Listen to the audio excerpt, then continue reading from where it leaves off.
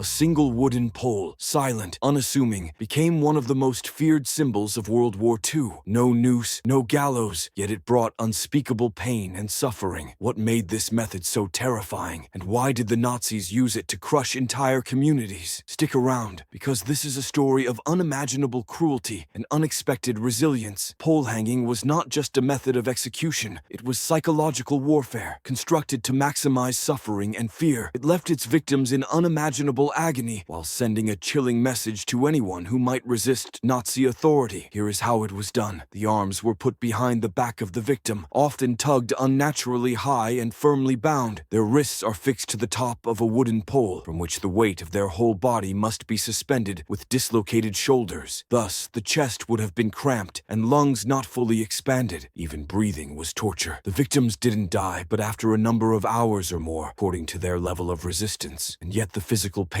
was only part of the horror. Often, victims were executed in public, their family and community being forced to watch. Imagine standing there, helpless, while someone you love endured this protracted, agonizing death. The message was clear. Defy us, and this will happen to you, or worse, to your family. Pole hanging gained notoriety in regions occupied by the Nazis, especially in Eastern Europe. It was never resorted to indiscriminately. The Nazis reserved this treatment for political prisoners, members of resistance groups, or communities accused of assisting rebels. One of the most infamous applications took place in Belarus during the brutal anti-partisan campaigns of 1943. Whole villages were accused of collaboration with resistors. In revenge, the Nazis hanged dozens, at times hundreds, of men, women, and even teenagers from poles. Pole hanging to the people of these regions became more than an execution. It was a sign of desperation. Still, it represented one more thing: the incredible courage of those resisting, knowing full well what catching meant. Example: the case of Anton Borisevich, a Belarusian teenager and an alleged carter of messages for resistance. In 1943, when Anton and a handful of villagers were all bounded to poles and executed before the residence, the onlookers still remember the eerie silence when their loved ones were lifted aloft. Decades after the incident, those left behind still ached to have those victims recalled. They hanged my brother. I was too young to understand, but I remember my mother screaming, pleading with them to stop, but they didn't. They laughed. The Nazis knew exactly what they were doing. In focusing their targets on families and villages, they weren't just killing individuals, they were destroying whole communities. Oftentimes, such trauma would silence the resistance movements, at least for a time. What then made pole hanging so uniquely terrifying? The method wasn't merely physical, it was psychological. Victims were left to dangle, sometimes for hours, their faces contorted in pain as their lungs struggled to take in air. To onlookers, the scene was deeply unsettling. Children cried, parents wept, and neighbors watched in silence, their hope extinguished. Those who managed to survive this often reported permanent injuries, dislocated shoulders, broken bones, nerve damage, but the emotional scars ran deeper. It wasn't an act of killing, but breaking the human spirit. And the Nazis made sure the message was clear: resist, and this could be your fate. Public executions have always been used as tools of fear, but the Nazis elevated this to an art of psychological warfare. In occupied territories, they staged pole hangings in the town squares